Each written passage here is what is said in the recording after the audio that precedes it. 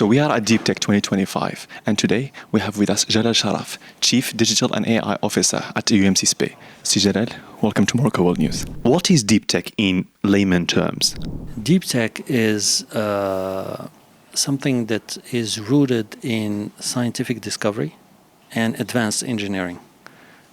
When you actually innovate, innovation is tied very closely to value creation. But sometimes you create value because you did a disruption in the business model. You changed something. Uber is a change in the business model. But it's not a deep tech.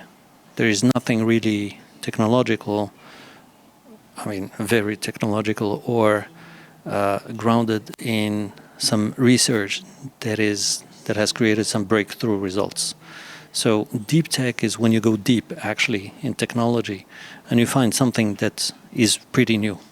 This is what deep tech is about. Can AI help propel deep tech? Well, look, AI will propel everything. And of course, deep tech is one of the things that AI will impact. Why is it important? It's because when you're doing research and innovation in things that demand a lot of experimentation, you need to do a lot of tests and calculations. We as humans are good at imagining things, but slowly. We're slow compared to now machines. Now with AI, it's possible to do the same thing, but so quickly. Imagine that you have all the information real time on everything. Just imagine you are a super brain and you know everything about what's happening in your city. Wouldn't you be able to solve every single problem? Water is missing here. This traffic light is not working, etc. You can do everything. But you cannot know everything at the same time because we're limited as humans. An AI or a digital system can do that. If it has that power to get that information from everything, it can process that information real time almost and come up with predictions and insights that are so invaluable that it can solve a lot of problems. You can reduce accidents, you can solve the mobility problem, so many things that can be done. But it's because you have this idea of being able to access huge amounts of data and to compute and process that amount of data in no time. Do you believe AI will flip the script for research and development? Look, I think that philosophically speaking, I could have asked the question, why do we do education the way we do it? Who said that we should go to some places called schools and sit down and listen to a guy who's called the professor? Who said that? Why? We could do things differently. So we live in standards that when we actually grow as humans, we find them there and we consider them as they've been there forever. No, they were not there. They were created by humans, like many other things, because they want to stick to some, I would say, thinking that was there and that we learn.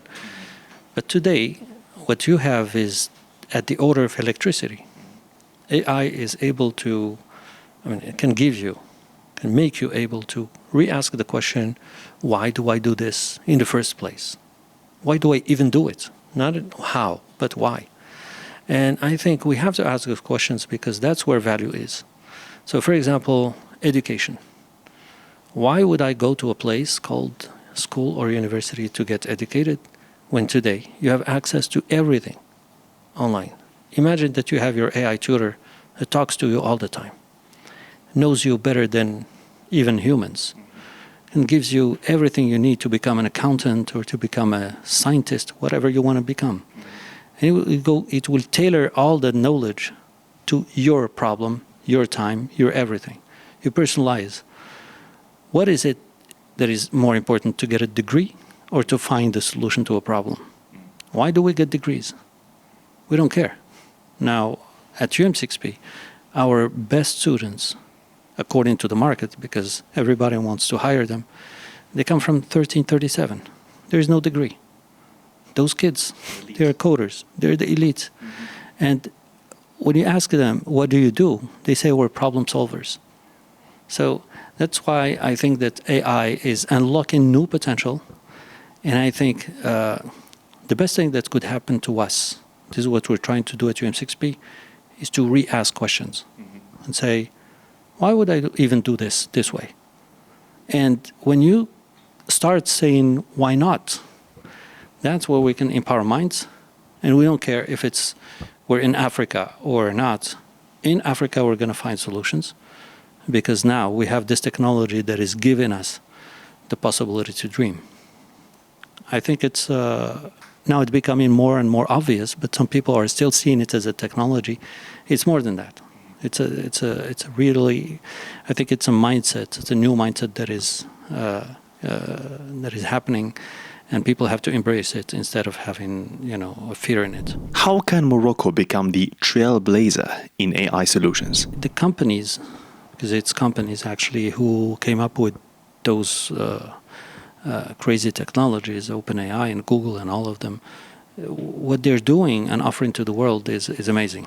And I think we should use it to, again, solve problems that are meaningful to us. I don't think we should aim to try to make money by constructing a new technology that people will use. It's not that. That's a good thing, but it's not, for me, a priority. Our priority is in using these things and unlocking a lot of value in our context. So that's why we will definitely come up with things, but we'll have to be, I mean, that's my point of view, obsessed by the problems that we live. We have to try to find solutions in this way. Other problems are being solved by other people in other places, and we can see Africans contributing to that.